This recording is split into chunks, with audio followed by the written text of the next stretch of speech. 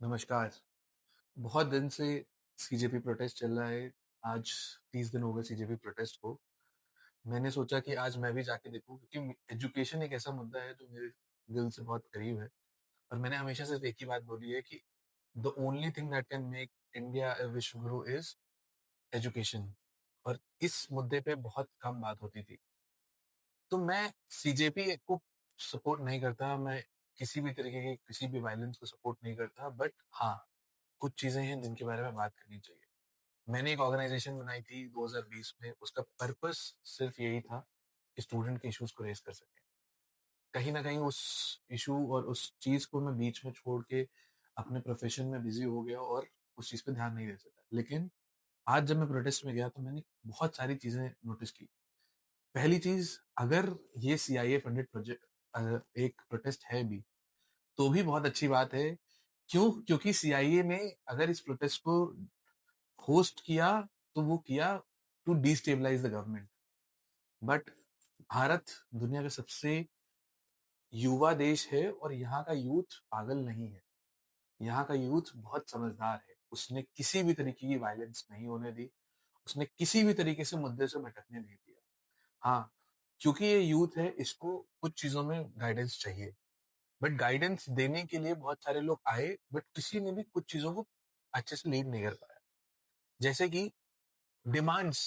Demands obviously किसी भी protest की कुछ डिमांड्स होती हैं। इस प्रोटेस्ट की भी है। मैं एग्री करता हूँ कि प्रोटेस्ट में डिमांड्स होनी चाहिए, बट सिर्फ धर्मेंद्र प्रधान जी के रिजाइन करने से और उनकी अकाउंटेबिलिटी तय करने से इस प्रोटेस्ट का डिसीजन नहीं आएगा। बट डिसीजन किस चीज से आएगा? फर्क पड़ेगा अगर हम इस पे बात करें कि कैसे इस देश का एजुकेशन सिस्टम बदल सकता है। 2015 में इलाहाबाद हाईकोर्ट ने एक डिसीजन दिया कि हर गवर्नमेंट सर्वेंट का बच्चा सरकारी स्कूल में पढ़ेगा। पर क्या वो एप्लीकेबल हुआ? नहीं हुआ। कंटेम्प्ट हुआ, चीफ सेक्रेटरी को बुलाया गया, लेकिन फिर भी वो ऑर्डर आज तक एग्जीक्यूट नहीं हुआ। सिर्फ इस छोटे से चेंज से बहुत बड़ा बदलाव आ सकता था एजुकेशन सिस्टम में, क्योंकि जिस स्कूल में मेरा बच्चा पढ़ेगा उस स्कूल की सुविधा मैं खुद इंश्योर करूंगा कि सबसे अच्छी हो। तो जिस स्कूल में गवर्नमेंट सर्वेंट का बच्चा पढ़ेगा वो स्कूल अच्छा ही होगा। यही एक बदलाव था जो उस टाइम पे कोर्ट ने ऑर्डर किया था और होना चाहिए था, लेकिन नहीं हो पाया। तो आज हाँ, एक प्रोटेस्ट चल रहा है और उस प्रोटेस्ट में कुछ भी गलत नहीं देखा मैंने। कुछ उपद्रवी तत्व आए जिन्होंने उस प्रोटेस्ट को इधर-उधर मोल्ड करने की कोशिश की, लेकिन नहीं। वहाँ पे जो यूथ है, उस यूथ का एक बहुत क्लियर एजेंडा है। एजुकेशन सिस्टम में चेंज होना चाहिए। वो अपनी बात नहीं बोल पा रहे हैं क्योंकि वो पॉलिटिशियंस नहीं है। और कोई भी वहाँ आया हुआ व्यक्ति ये नहीं समझा पा रहा है कि क्या डिमांड्स हैं, कैसे इस चीज़ को करें। बस उनको ये लगता है कि बदलाव होना चाहिए। मेरे को भी ये लगता है कि इस देश में एजुकेशन सिस्टम में बदलाव होना चाहिए। एनईपी 2020 में आई। हमारे देश में बहुत काम हुआ नेशनल एजुकेशन पे, बट आज भी हम बहुत पीछे हैं। हम बात करते हैं कि एजुकेशन सिस्टम में इम्प्रूवमेंट होना चाहिए। बहुत ज़रूरी है एजुकेशन सिस्टम में इम्प्रूवमेंट होना चाहिए। और मैं इस बात का तो प्रबल समर्थक हूँ कि आप किसी भी देश को बिना एजुकेशन सिस्टम के नहीं बदल सकते। आज यूएस यूएस इसलिए है क्योंकि वो दुनिया के बेस्ट स्टूडेंट्स को कल्चर करता है, नर्चर करता है और ग्रो करने में हेल्प करता है। हम पीछे हैं। क्यों? क्योंकि हमने यूथ को पढ़ाया तो, लेकिन क्या पढ़ाया ये हमें नहीं समझ में आया। हम इंजीनियरिंग कॉलेज में पढ़ाते हैं, लेकिन क्या पढ़ाते हैं, उसका प्रैक्टिकल कैसे इम्प्लीमेंटेशन होगा वो नहीं सिखाते। हम लॉ स्कूल्स में पढ़ाते हैं लेकिन नहीं सिखाते कि कैसे लॉयर बनोगे आप लाइफ में। मैं खुद एक लॉयर हूँ और मैंने बहुत सारे लॉ स्टूडेंट्स को देखा है कि वो सिर्फ स्ट्रगल कर रहे हैं क्योंकि उनको नहीं पता कि वो क्या करेंगे।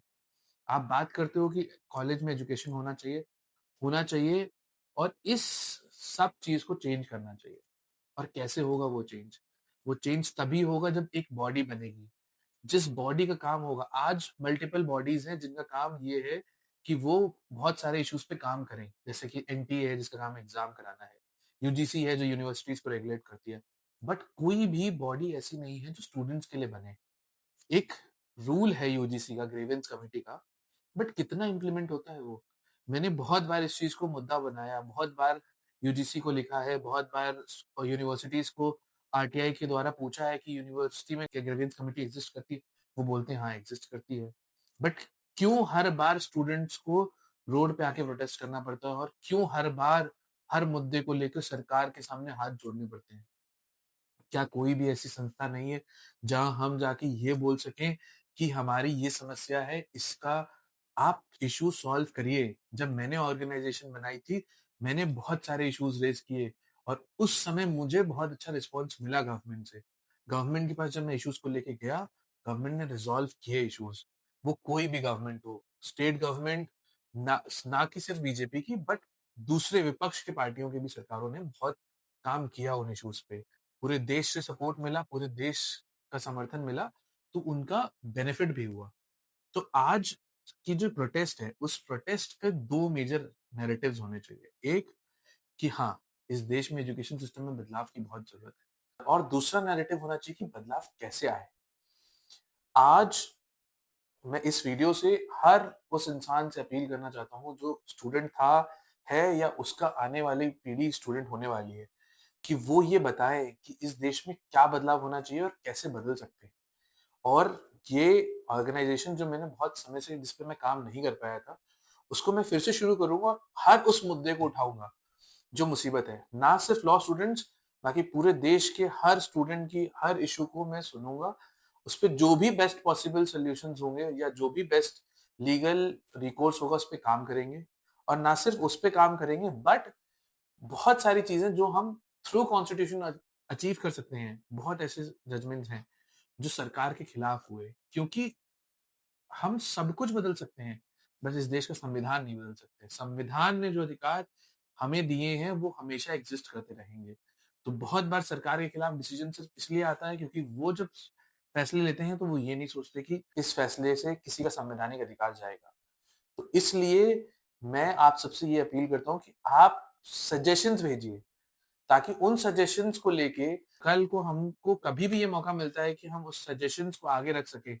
क्योंकि पहली डिमांड जो होनी चाहिए इस प्रोटेस्ट की या यूथ की वो ये होनी चाहिए कि आप एक बॉडी कॉन्स्टिट्यूट करें जिसमें आप यूथ से लोगों को लें, एक्सपर्ट मेंबर्स को रखें जो इन सब चीज़ों को इन इश्यूज़ को इवैल्यूएट कर सकें।